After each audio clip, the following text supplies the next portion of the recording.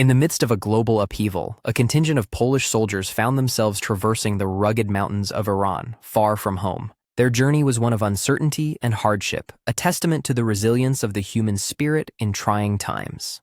Along this arduous path, they encountered a local boy carrying a small burlap sack that was wriggling with life. Curiosity piqued, the soldiers approached, their expressions a mixture of caution and intrigue as they bartered for the mysterious contents. Inside, they found not supplies or treasure, but a tiny, frightened Syrian brown bear cub, its mother nowhere to be found. The cub was weak and alone, a small life caught in the crosscurrents of a massive historical event. Moved by compassion, the men of the 22nd Artillery Supply Company decided they could not leave the orphan to its fate. One soldier, Piotr Prendis, became its primary caregiver, a bond forming in the unlikeliest of circumstances. They named him Wojtek, a classic Slavic name meaning he who enjoys conflict, or more simply, smiling warrior. Little did they know this small act of kindness would give rise to one of history's most heartwarming legends. Bringing a bear cub into a military unit presented immediate challenges, the first of which was nourishment. The cub was too young for solid food and initially struggled to eat, worrying his new adoptive family. With ingenuity born of necessity, the soldiers devised a makeshift baby bottle from an empty vodka bottle and a twisted handkerchief. They filled it with condensed milk diluted with water, creating a formula fit for a growing bear. Wojtek quickly took to his new feeding method, his survival now assured by the soldiers' clever thinking. He became the unofficial son of the regiment, sleeping in a custom-made wooden crate or often in the soldiers' tents. As he grew, his diet expanded to include fruit, marmalade, and honey, often shared from the soldiers' own rations. He developed a particular fondness for beer, which he would drink from the bottle just like his human companions. He even learned to enjoy cigarettes, though he would typically eat them rather than smoke them. Wojtek was no longer just a pet. He was one of them, a fully fledged member of the 22nd Company. The small cub quickly grew into a formidable, full-sized Syrian brown bear, standing over 6 feet tall on his hind legs. Despite his intimidating size, he retained a gentle and playful nature, never causing harm to his comrades. His favorite pastime was wrestling with the soldiers, a unique form of training and bonding for the men. He always knew his own strength, engaging in these bouts with a controlled grace that amazed onlookers. These wrestling matches became a legendary spectacle, a welcome distraction from the realities of their situation. Wojtek was more than just a mascot. He was a source of immense morale, a furry reminder of kindness. He loved riding in the military trucks, often sitting in the passenger seat with his head out the window. The sight of a bear cruising in a convoy became a common, if surreal, spectacle for those they passed. He even had his own guard duties, once discovering an intruder in a bathhouse and raising the alarm. His presence was a comfort, a powerful, furry guardian angel watching over the men of the 22nd Company. Living among soldiers from a young age, Wojtek began to pick up on their daily routines and mannerisms. He was a keen observer, a testament to the intelligence and adaptability of his species. One of the most charming habits he developed was mimicking the soldiers as they marched in formation. He would stand on his hind legs and sway from side to side, his own unique version of a military drill. The men found this endlessly amusing, often encouraging his participation in their less formal parades. He also learned to salute, raising a front paw to his head when greeted by officers or new arrivals. This wasn't a trick taught through rigorous training, but a behavior learned through observation and a desire to belong. In every way that mattered, Wojtek conducted himself as a soldier, albeit a very large and furry one. He would answer to his name and respond to commands, understanding his place within the unit's hierarchy. His integration was so complete that the lines between mascot and comrade had become completely and wonderfully blurred. The winds of the Great Conflict shifted, and the Polish II Corps was ordered to redeploy to the Italian front. For the 22nd Company, this meant a journey by sea from the port of Alexandria in Egypt. As they prepared to embark, a significant obstacle arose. The men were confronted by the port transport officer. British High Command regulations were strict. No pets or animal mascots were permitted aboard the transport vessels. The soldiers were devastated. The thought of leaving Wojtek behind was simply unthinkable to them. He was not a pet. He was family. He was a soldier, just like them. They refused to abandon their comrade. The Polish officers argued passionately with their British counterparts, trying to explain Wojtek's unique status.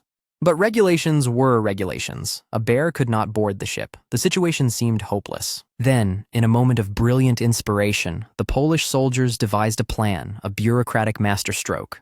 If animals weren't allowed, then Wojtek would have to stop being an animal. He would officially become a soldier. The plan was simple and audacious.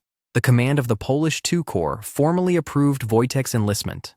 He was issued his own paybook, a small, official booklet identifying him as a member of the armed forces. He was assigned the rank of Zaragoi, or private, and given his own unique army serial number. His pay, though he had little use for it, was logged as extra food rations and the occasional beer. With official documentation in hand, the Polish commander returned to the perplexed British port officer. He presented Private Wojtek's papers stating that he was not a pet but an enlisted soldier of the Polish army. Faced with official military paperwork for a bear, the transport officer had no grounds to refuse passage. Private Wojtek, now an official soldier, calmly walked up the gangplank with the rest of his unit. The soldiers had won. Their clever solution ensured that their beloved comrade would not be left behind. And so, the bear who was officially a soldier set sail for Italy, ready for the next chapter of his incredible life. Upon arriving in Italy, the 22nd Company was thrust into one of the most arduous phases of the campaign. The terrain was unforgiving, and the task of supplying the artillery positions was grueling and dangerous work. Wojtek, ever observant, watched his friends strain under the immense weight of the ammunition crates. These crates, containing heavy artillery shells, were a difficult burden for any man to carry alone. One day, without any specific command, Wojtek approached a truck and reached for one of the crates. He mirrored the soldier's actions, lifting a heavy box of shells as if it were a toy. He then began carrying the crates from the supply trucks to the artillery emplacements, never dropping a single one. His immense strength allowed him to carry boxes that would normally require 2 to 4 men. This wasn't a circus trick. This was a soldier contributing to the mission, helping his comrades in their time of need. Private Wojtek, the bear, had become an invaluable member of the 22nd Artillery Supply Company. Word of the ammunition-bearing soldier quickly spread throughout the Allied forces in Italy. Wojtek became a living legend, a symbol of the Polish forces' unique spirit and resilience. His presence was a profound boost to morale, a bright spot in a grim and challenging environment. To honor their extraordinary comrade, the leadership of the 22nd Company made a historic decision. They officially changed their unit's emblem to a depiction of a bear carrying a large artillery shell. This new insignia was proudly painted on the side of their vehicles and sewn onto their uniforms. The image of Wojtek became the official symbol of the company, a permanent tribute to his service. Following his contributions, Wojtek was even promoted to the rank of corporal for his exemplary service. He was likely the only bear in history to ever achieve non-commissioned officer status in any army. His legend was now cemented, not just in stories, but in the very identity of the unit he served. When the great conflict finally drew to a close, the soldiers of the Polish II Corps could not return home. Instead, many, including the 22nd Company, were resettled in Great Britain, awaiting their new future. Corporal Wojtek, of course, traveled with them. A soldier's place is with his unit, after all. The company was stationed at Winfield Airfield in Berwickshire, Scotland, a peaceful rural setting. Here, in the quiet Scottish countryside, Wojtek became an instant local celebrity and beloved figure. The men were being demobilized, transitioning from soldiers back to civilians, and a decision had to be made about Wojtek. He was a hero and their brother, but a full-grown Syrian brown bear could not live a normal civilian life. His comrades wanted the best for him, a place where he would be safe, cared for, and honored. With heavy hearts, they arranged for him to be honorably discharged and given a new, permanent home. His service was over, but his story was about to enter its final, poignant chapter, a peaceful retirement. In 1947, Corporal Wojtek was honorably discharged and moved to his final home, the Edinburgh Zoo. It was a bittersweet farewell for the men of the 22nd Company who escorted him to the zoo. He became one of the zoo's most popular attractions, but he never forgot his former life or his friends. His old army comrades, now scattered across Britain, would often come to visit their friend. Whenever he heard them speaking Polish, he would immediately become animated, moving closer to the familiar voices.